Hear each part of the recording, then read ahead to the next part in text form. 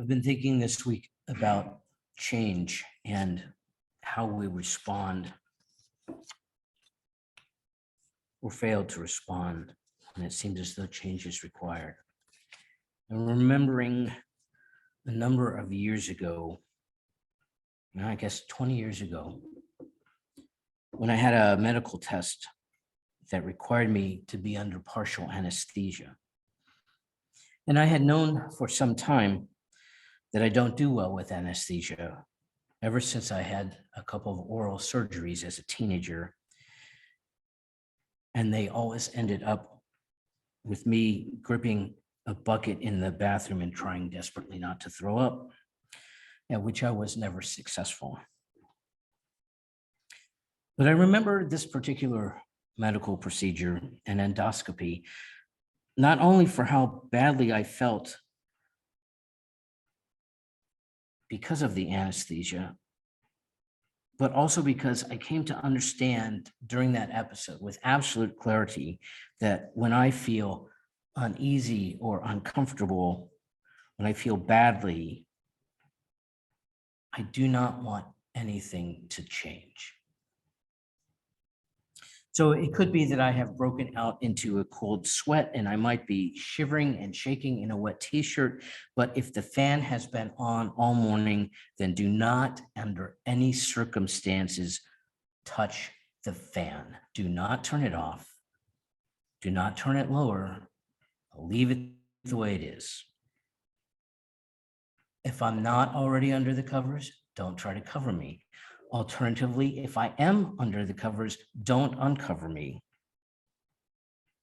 Don't open the window if it's closed, or close the window if it's open.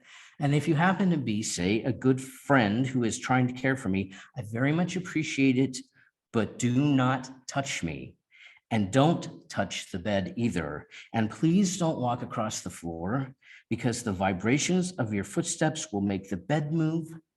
Just sit gently right where you are without moving, and don't change anything. When I'm not feeling well, I want everything to stay exactly the same. Because I guess I figure in the kind of panic-stricken part of my brain that any change at all has the possibility of making things worse. And I can't stand the idea of things becoming worse than they already are. So lying there 20 years ago in a semi-panic, trying with all my might not to move, not to be moved, and not to throw up, I had a second epiphany following upon that first one. A spotlight shone down upon my time as an exchange student in Fiji, which had taken place 4 years earlier than this particular incident. And I finally understood with compassion a behavior that I had witnessed, an idea that up until then had been extremely frustrating to me, had even made me angry. I remember how baffling some of the aspects of Fijian culture and the other Pacific Island cultures were to me and to the students who went with me and to most of the Westerners that we knew there. There were many places of frustration and bafflement. The celebration of violence, for one thing, both between men and women.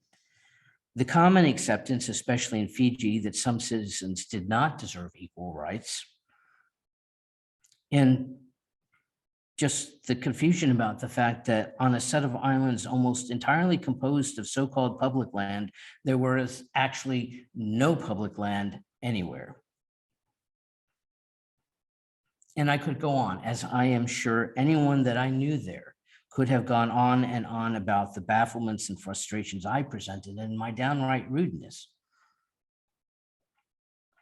Nevertheless, and this is actually the point of my story, probably the primary frustration that Westerners had about the Pacific Islanders was their refusal to think about change or to think about changing. Even though change was everywhere in the Pacific, the students that we knew refused to think about how to participate in change And they usually acted as though if they didn't participate in change, it wouldn't happen. In fact, the Pacific idea of an ideal society was one in which change would not occur. That's very different than our idea of society, where we're always looking towards a better future. But for the Pacific Islanders, the ideal society is one in which change would never occur. And many of the students that I studied alongside saw their future role in society as making sure that change would not happen.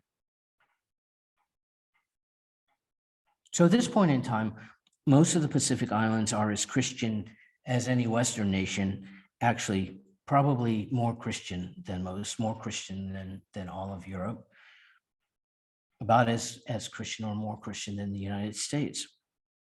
And I was an exchange student at the Protestant seminary for most of the Pacific Islands, and I was surrounded by Methodists, Congregationalists, Presbyterians, and Lutherans.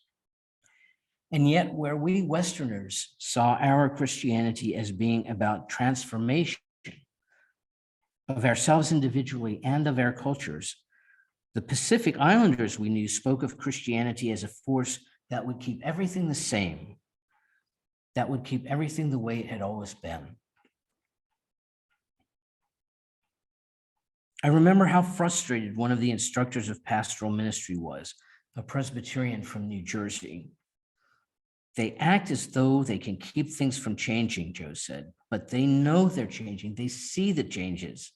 It's irresponsible to act like none of it is happening. You have to understand that the folks I was going to school with were going to be among the most powerful people in their countries. In the Pacific, at least 25 years ago, the churches and the ministers called the shots. They were more powerful than the governments. In Samoa, the most highly paid profession in the nation was ministry. As an American, I can say we all found that absolutely mind-blowing. My fellow students from Fiji and Samoa and Tahiti and Papua New Guinea and Niue and Tonga and the Marshall Islands and all the other island nations, my fellow students were probably going to set the tone for the way their islands maneuvered the world in the future. They were the face of the Pacific future. And what they said in our classes was that the organization of society, the power structures in their government, the cultural centers, the leadership, the people who were included and the people who were excluded, all of these things would remain the same, remain the way they had always been since the Europeans first came to the islands. That's what they wanted to see happen. But in actuality, Joe, the Presbyterian from New Jersey, was right. Objectively, things were changing all around them. The well-to-do teenagers in downtown Suva dressed the way they saw LA rappers dressed in music videos. Tiny out-of-the-way villages in the mountains were getting electricity, even if only for 3 hours a night. And they were looking through the newspaper advertising supplements and lusting after television sets. The cookies that I bought at the Morris and Hedstrom department store downtown were made in Saudi Arabia. My ramen noodles came from Malaysia, and my potato chips were from Australia. You couldn't possibly sit still and think that nothing was going to change. When I was in Fiji, it was maddening. But in my unmoving sickbed 4 years later, I suddenly saw it differently. I realized that when I feel the worst, I want change the least. And I saw my Pacific fellow students in a whole new light. They came from countries that were feeling really badly. And they didn't want anything to change in case it would make things worse. As I thought about how hard we fight against change, me, the Pacific Islanders, almost everyone I know, I thought about a memoir I had read by the writer Reynolds Price. It is his story of the spinal cancer that nearly killed him, and especially the story of how he learned to value his life after cancer. That is his life after he became paralyzed from the chest down. He was 51 when the cancer was discovered. By his account, he was a physically active man with an athletic body. And after the cancer treatment, he was no longer that man. And in cold and unsentimental terms, Price writes that his present half-paralyzed life is better than the old athletic one. It has brought him, he writes, more patience, more understanding, more love, and more work than he would have had in the old life. What I most remember about his account, and you can hear echoes of Jesus in these words, is his firm insistence that the only way to deal with a catastrophe is to accept yourself, the person you've known as you, the life you have claimed as yours, to accept yourself as dead and to find the next you that you can become. He writes, "Who will you be tomorrow? And who do you propose to be from here to the grave, which may be hours or decades down the road? The kindest thing anyone could have done for me once I had finished 5 weeks of radiation would have been to look me square in the eye and say this clearly: Reynolds Price is dead. Who will you be now? Who can you be, and how can you get there double time? Cruel and unusable as it might have sounded in the wake of trauma, I think that its truth would have snagged deep in me and won my attention eventually, far sooner than I managed to find that truth myself. Yet to this day, with all the kindnesses done for me, no one has so much as hinted the news in my direction, and I have yet to meet another dazed person who has heard it when it was needed most. Come back to life, whoever you will be. Only you can do it." Price points out that there were people who wanted to cling to the old Reynolds Price just as much as he did, people who wanted to believe that nothing would have to change. But there was no way to move forward, and there was no way to move but forward without change. I think of myself squeaking out in panic, "No, don't turn off that fan." I think of the Fijians who asserted over and over again that their country would be just fine when 50% of the population was, by law, not allowed to own land. I think about Reynolds Price deciding to move forward to whoever he was going to be now. And I think of all the passages in the Gospels in which Jesus asserts that the only way to truly follow Jesus, the only way to become a citizen of the realm of God, is through transformation. That we are people who will either become something that we are not yet, or else we risk losing the kingdom of God.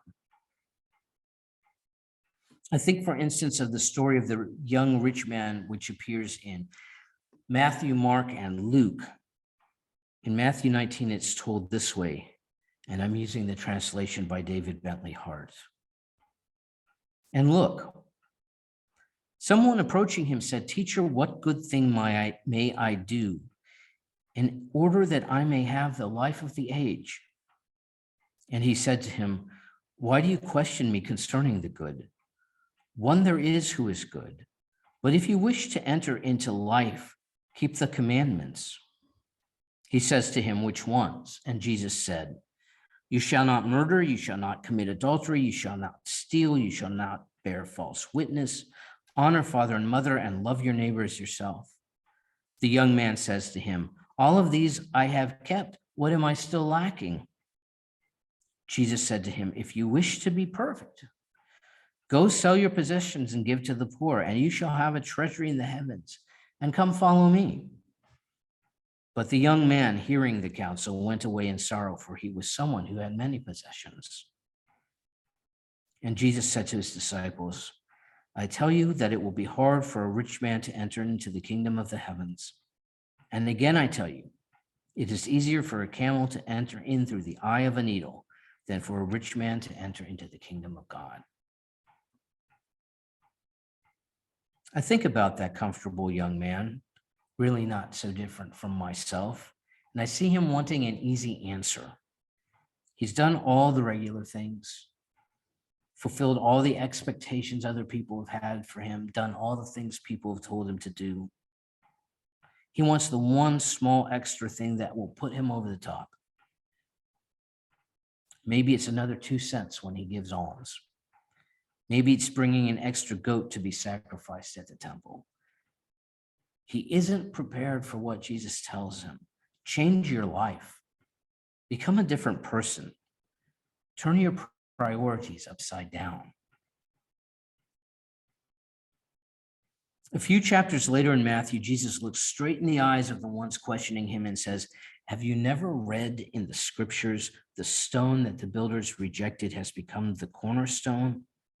This was the Lord's doing, and it is amazing in our eyes. Once again, Jesus points out that things become, that they change. The rejected stone becomes the foundation. The in crowd becomes the out crowd, and vice versa. That is scary stuff for those of us who want everything to stay the same. It is scary stuff when the one thing Jesus promises again and again is that we will have to change. In his epistle to the Romans, Paul enthusiastically endorses the idea of change. Offer your bodies as a living sacrifice, he says, holy and pleasing to God. This is true worship. Do not conform to the pattern of this world, but be transformed by the renewing of your mind. Then you will be able to test and approve what God's will is. So I think about Reynolds Price finding his life by losing it.